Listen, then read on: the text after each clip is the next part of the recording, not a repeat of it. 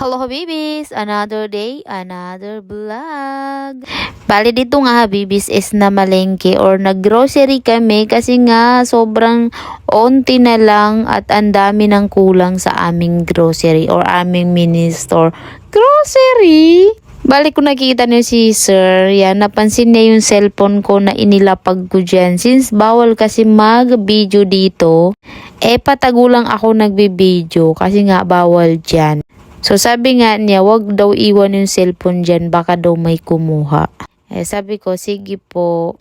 Di niya alam, habibis, nagbibideo tayo, nagnanakaw tayo ng video, oo. Bakit naman bawal kasi na mag-video? Ito yung hanap buhay ko, yung mag-vlog bakit ba naman kasi hindi ina-allowed? Samantalang may mga content creator na allowed naman mag-video dito. Ewan ko ba, napaka-unfair ng mundo.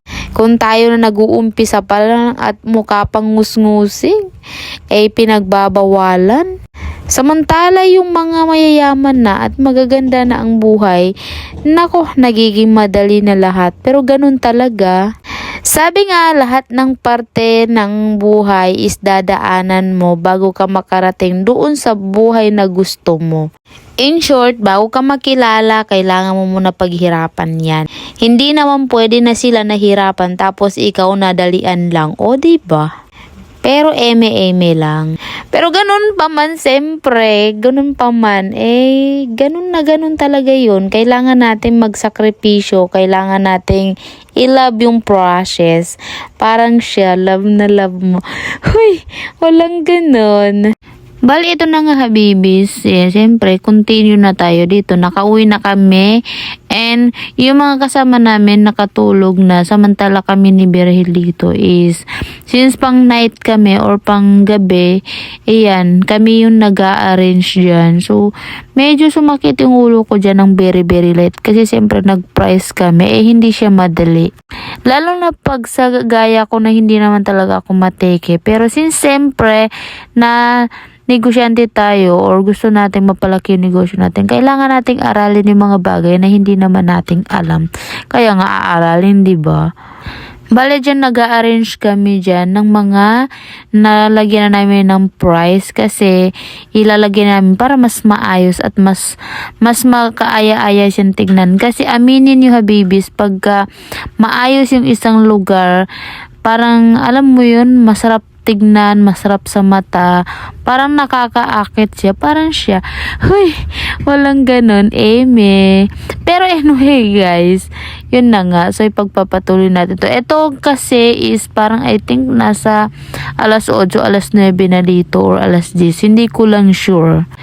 And sabi ko nga, ayusin na namin para pagising nung dalawa or pagising ni by Marjana, sila nung anak ko is nakaayos na yan. Kasi itong dalawang to ay nako talaga.